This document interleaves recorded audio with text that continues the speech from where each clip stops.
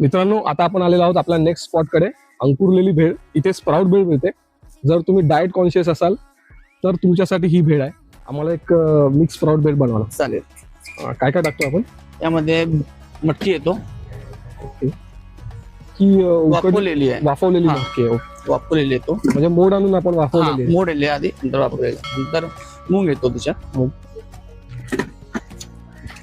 नंतर पाव येणार, नंतर काळा चणा येणार, से आले मोडलेला, म्हणजे फुल असं हेल्थ कॉन्शियस सगळं पदार्थ येणार. अगदी गिल्ट फ्री. काकडी, गाजर, कांदा आणि टोमॅटो आणि कोथिंबीर. लिंबू.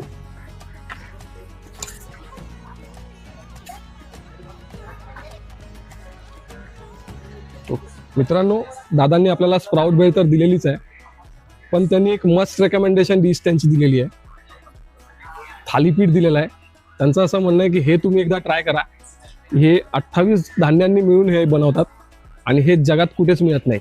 मी आता थालीपीठ ट्राय करणार आहे. अगदी गरम गरम आहे.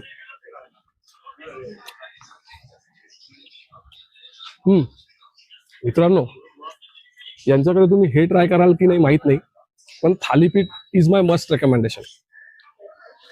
थालीपीठ अवश्य ट्राय करा मित्रांनो. खूप मस्त आहे, खूप मस्त आहे.